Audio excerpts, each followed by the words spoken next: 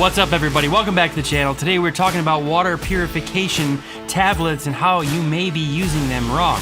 I know I have used them wrong several times, and a couple times have paid the consequences of that. Water purification tablets are an awesome way to sterilize water, but there's a few things we need to be aware of when we use them to make sure that it's safe. There's lots of ways to make water safe to drink: bleaching, boiling, UV light, solar distillation, filtration, and chemical treatment. And chemical treatment usually comes in the form of 3 different types of chemicals: iodine tablets, chlorine dioxide, or chlorine tablets. And they're all good. They all have their pros and cons. For most of my experience, I've used something like this, which is potable aqua tablets. These are germicidal tablets, and sometimes they come with another little bottle that takes the bad flavor out of these, because these do taste kind of foul when you put them in water. So how do these actually work? So when these are dissolved in water, they actually break down the cell membranes of the bacteria and they neutralize them. So without a cell membrane, the organism will die. So basically you're just rupturing all these organisms inside the water, but they're still in there. So it's kind of a gross thought,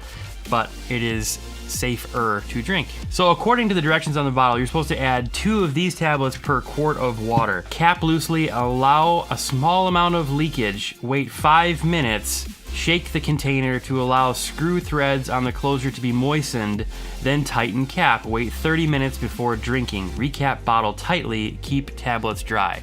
Wow, that's a lot. There's a small detail in there that is really, really critical, and that is when they say to cap loosely. So imagine with me, you just went to a lake. You dunked your Nalgene bottle or whatever into the lake, and you put tablets in there, you screw this on, and you shake it up a little bit and you wait 30 minutes. Now you go to drink it, and what contacts your mouth first? The threads on here that you just dipped in the water. So although all the water inside of this Nalgene has been sterilized, the cap threads could be harboring some parasites. So the right way to do this is to fill up your water to the 1 liter mark, put 2 tablets in, put your cap on loosely. You put a finger over it so it doesn't come all the way off, and then shake it. Make sure that all of the threads are getting covered, and then wait 5 minutes. So, and then come back and shake it again. Make sure that all the threads get moistened.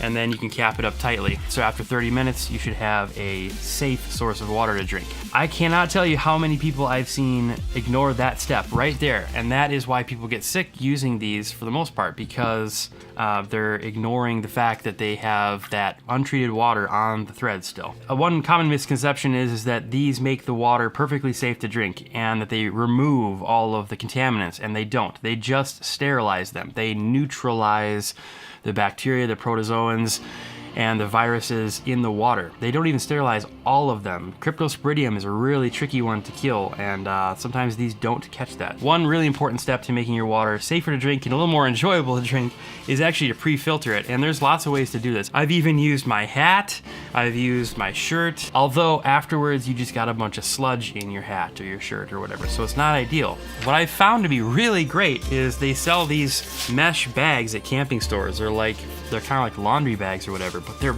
perfect for straining out debris.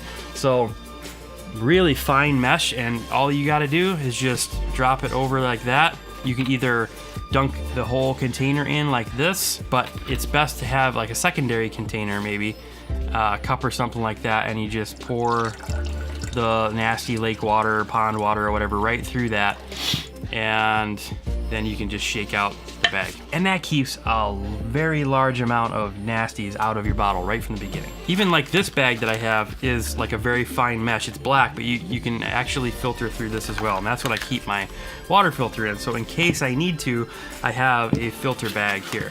These work great though. So these tablets, they only kill bacteria and some viruses. They won't filter out alkalines, other chemicals, toxins.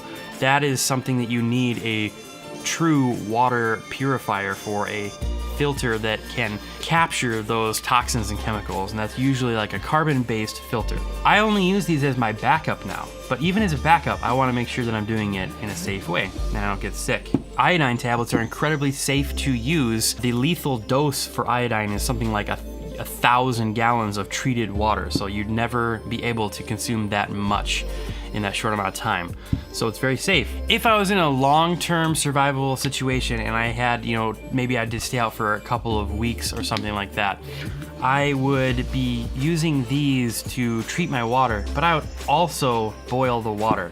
So if I had the time, if I wasn't on trail or something like that, I would treat the water, but then I would also boil it, because that's a redundant method of making sure that everything is dead in your water. So something to be aware of is sometimes people will get the caps on these bottles switched and then think that they're treating their water, but they're using the neutralizing tablets, the ones that neutralize the flavor.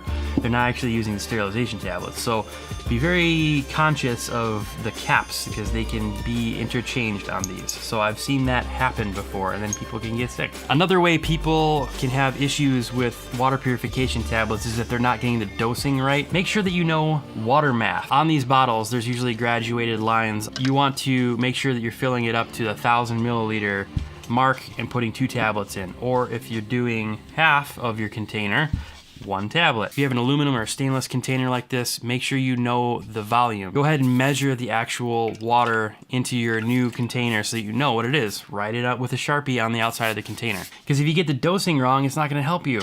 Hope you found that useful or at least entertaining, and we'll see you later.